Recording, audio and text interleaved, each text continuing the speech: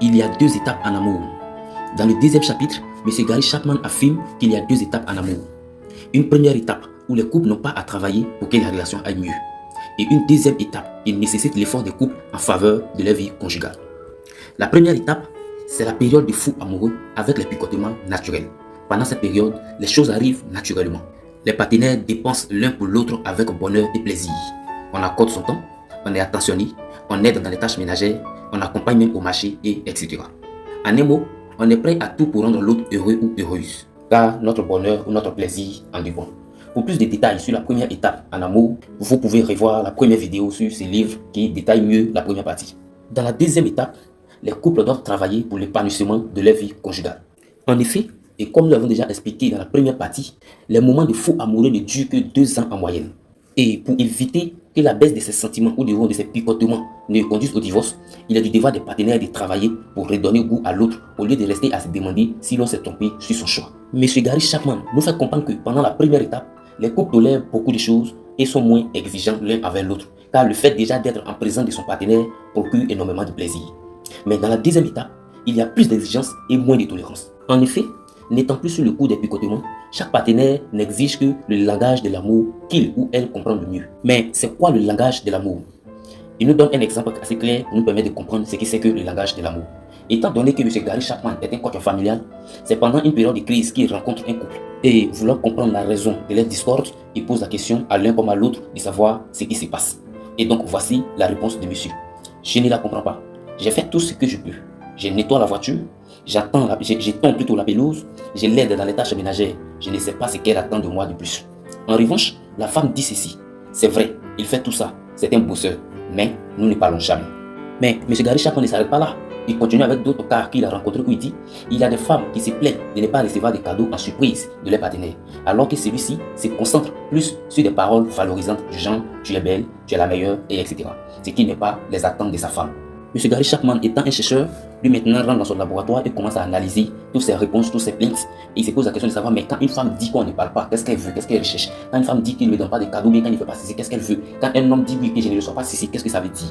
Et après analyse approfondie de toutes ces réponses, ou je dirais de ces plaintes, il découvre plusieurs langages de l'amour qu'il catégorise en 5 grands groupes. Donc ce sont ces 5 catégories que nous allons présenter ici. Mais au passage, je rappelle qu'il a même consacré un livre entier à ces langages de l'amour qu'il a intitulé Les langages de l'amour. Vous pouvez faire des recherches, si vous trouvez les livres, vous pouvez les lire, ça va nous faire beaucoup de bien. Mais toutefois, nous aurons quand même l'honneur de le présenter un de ces jours dans l'une de nos vidéos. Mais en attendant, nous présentons les 5 langages qui développent dans le livre que nous sommes en train d'étudier actuellement.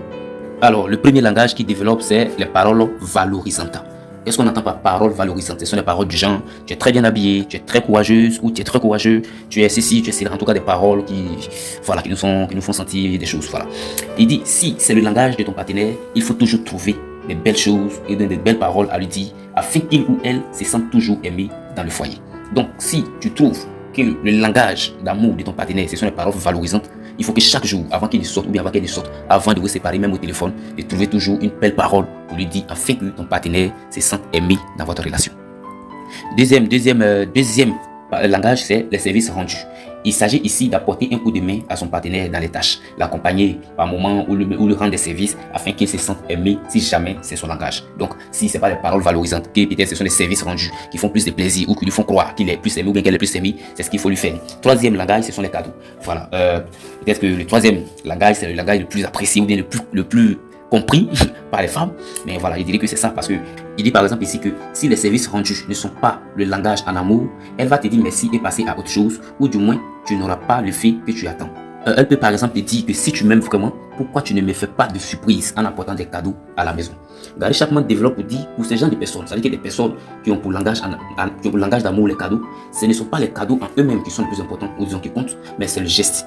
Et il dit car pour ces personnes, le fait déjà d'apporter un cadeau leur fait croire que pendant que tu achetais le cadeau, tu as pensé à elle. Donc du coup, ce n'est pas le cadeau qui est le plus important, mais c'est le geste. Tu as pensé à elle et sauront que tu les aimes encore et encore plus.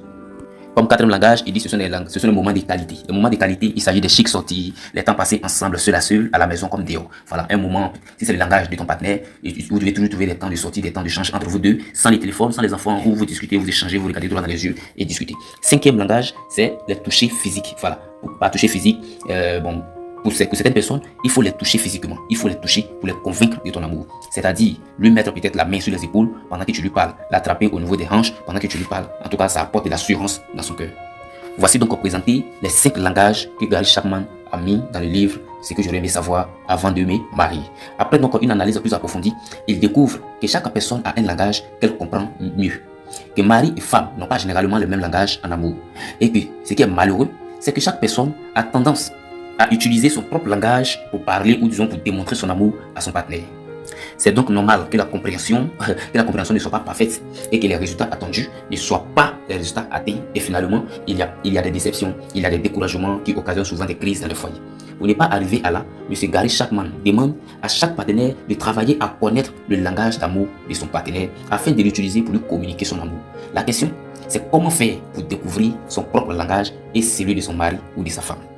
Et il donne plusieurs techniques pour découvrir son propre langage et le langage de son partenaire. Comme première technique, il dit en observant son propre comportement. C'est-à-dire que quand il dit son comportement ou bien le comportement de ton partenaire, c'est peut-être ce que tu utilises pour exprimer ta reconnaissance. Il dit n'importe quoi, peut-être quelqu'un t'a fait quelque chose de bien. Qu'est-ce que tu fais pour exprimer ta reconnaissance à cette personne? Est-ce que tu as tendance à donner un cadeau? Ou bien est-ce que tu as tendance à donner des paroles valorisantes? Ou bien tu as tendance à apporter ton soutien, peut-être ton support à ces personnes? Si c'est le cas, alors tu sauras tout de suite toi-même ton propre langage. Et si c'est ton partenaire, tu viens de connaître comme ça son langage d'amour. On peut également se demander sur nos plaintes vis-à-vis des autres. Peut-être que tu es là, tu te dis, bon, les gens ne te font pas des cadeaux, les gens peut-être n'ont pas le temps pour toi.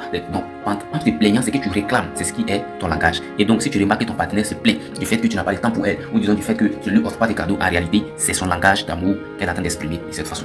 Troisièmement, il dit de réfléchir sur ce que nous demandons le plus souvent. Voilà, au village, on faisait ça. Peut-être que quelqu'un est en train de se déplacer pour aller en ville, tu lui dis, bon, à ton retour, peut-être envoie-moi du pain, ou bien, voilà. Si tu demandes peut-être des cadeaux, en réalité, tu es en train d'exprimer ton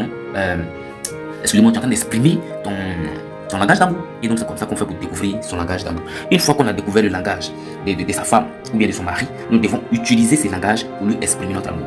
Mais bon, si tu ignores le langage d'amour de ton partenaire, demande-lui tout simplement afin d'éviter des efforts sans résultat. Si c'est ton partenaire qui ignore le tien, alors dis-le-lui. Avec le langage d'amour, le couple pourra toujours garder la chaleur de son amour. Merci pour votre attention. N'oubliez pas de liker, de partager et donner votre avis en commentaire. A très bientôt pour le 3e chapitre qui dit le proverbe tel père, tel fils ou telle mère, telle fille n'est pas un mythe. Donc ne ratez pas, nous allons découvrir ensemble ce qu'il a encore caché dans cette partie. Que Dieu vous bénisse.